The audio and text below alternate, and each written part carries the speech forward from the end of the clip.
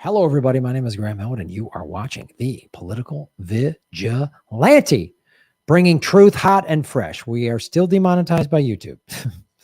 They're running ads, but I'm not getting a penny.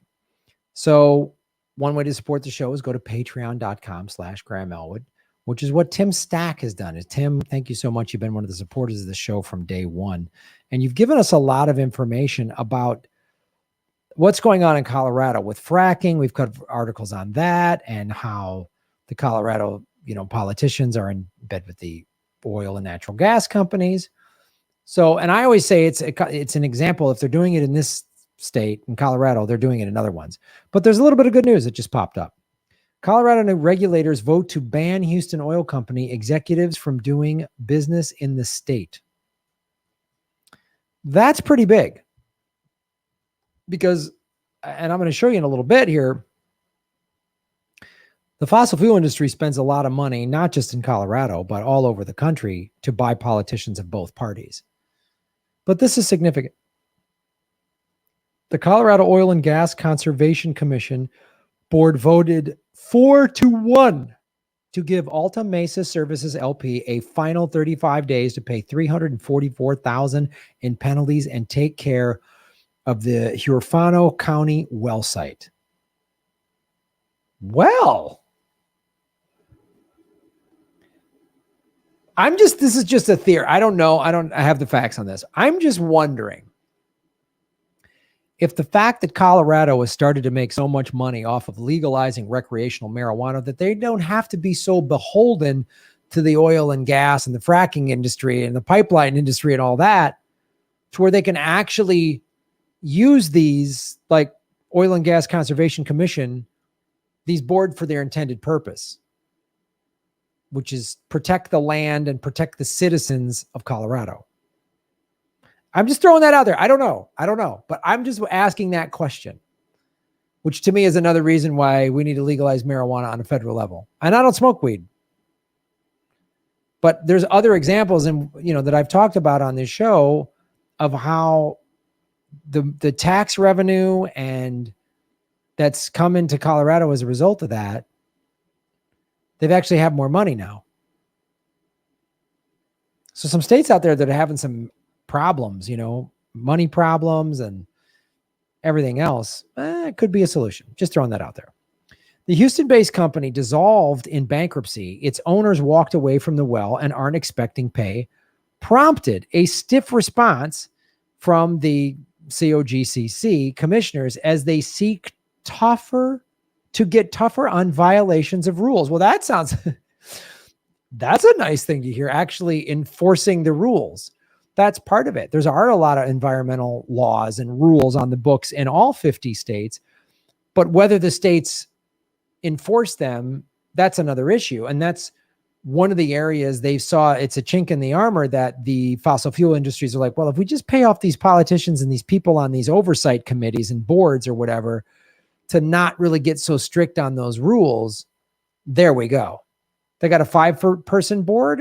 We just need 3 of them in our pocket and we get that going our way. So this is like, let's hope this continues. Let's hope this isn't the only story we're going to get out of Colorado. On August 10th, the COGCC plans to start a 3-day trial over 8 violation cases against another company, a Denver-based well owner, KP Kaufman Co. One of the board members said this: "We ought to dig in," he said. "Our rules are only as good as the enforcement we put behind them." Truer words, my friend, have never been spoken. It's like, you can have all the laws in the books, but if they're not enforced, it doesn't matter. And this is why I say this so many times.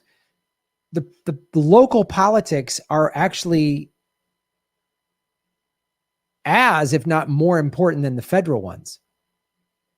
Because look what a local commission can do. And if they can do this in Colorado, a similar type commission in your state could do this. Right? But let's just go and follow them. I went to OpenSecrets.org. I love going there. It's literally like coming in out of the cold and getting a blanket in front of a fireplace because it's just warm. It gives you the warm blanket of truth and following the money. So first I went to just see like nationally party by each of the two big parties, who gets what from oil and gas. So this was the party split from 1990 to 2020, right? And it's overwhelmingly money for Republicans. They still give some to some Democrats, right? This is about 12 million in 2020. I don't know. This is upwards of 60 million in 2020.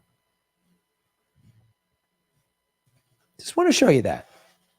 So, but they still give enough to the Democrats, which is why they gave $1.5 million to Joe Biden. This is hedging your bets. Now, they gave over double to Donald Trump. But what this guarantees here, and again, it's mostly Republicans, as we just showed you. Kelly Loeffler, she's awful, right? But this is what these corporations do. They hedge their bets. This is why Joe Biden gets in office and says, we're going to, more mandates on climate change, but we're not. This buys you no green. This makes sure there's not a Green New Deal, right? This buys you, we're increasing gas mileage standards, but not saying America is going to be off of gas by, 2030 or some proclamation that other countries have done. India's done that. Some European countries, I think, have done that. They've said, we're not going to sell gas cars starting in whatever, 2030, 2035, right? But it's mostly Republicans, but they still, Joe Biden, $1.5 million from oil and gas. That's why we're still in a war. What he said a campaign promise was, I'm going to get out of these wars in Yemen, these endless wars. Oh, he just is now upped it. I just did a video on how he's back to increasing the war and arming militants in Yemen and crushing peace that was trying to be brokered. Because there's oil there. That's near Saudi Arabia. It's the Middle East. Why are we bombing Syria? Well, it has to do with oil and a lot of other stuff, and just keeping our hands in the region to get pipeline, petrodollar, all that stuff. But then I just wanted to see who the Republican senator is. Senator Cory Gardner. He's the current senator in Colorado. Retired people, 7.9 million. Securities investment. So that's banking. Real estate, 2.1 million. Oil and gas, just under $2 million. Oil and gas for Senator Cory Gardner from Colorado. I mean, and this isn't some like only they get, I mean, this person going to be a Republican or a Democrat, because this is how this shakes out. Banking, real estate, oil and gas. I mean, there's more too. I'm sure you go underneath there. It's like big pharma and whatever, this evil bag of lies corporation. So that's how that shakes out. So it's a win. Thank you for Tim Stack to telling us this and sending me this article. A little bit of a win in Colorado. And again, it's why it's important to get actual lefties on city councils and these types of commissions and boards that regulate.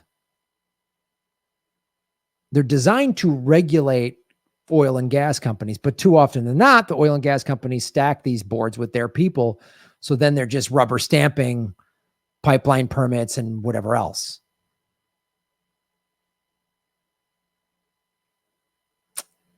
That's why it's got to be local.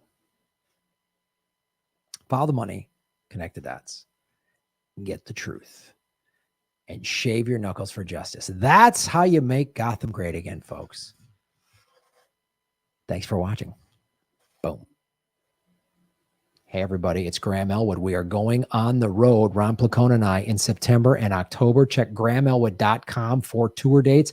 Probably coming to a city near you. A lot of these shows have sold out in the past. We haven't been on the road in a year and a half because of the pandemic. Come out and join us. The post-pandemic comedy tour. Go to grahamelwood.com for tickets. New cities being announced every day. Join us and support what we do at patreon.com/GrahamElwood and rockfin.com/GrahamElwood. Blockchain cryptocurrency platform. Thank you. You're making Gotham great again. Boom.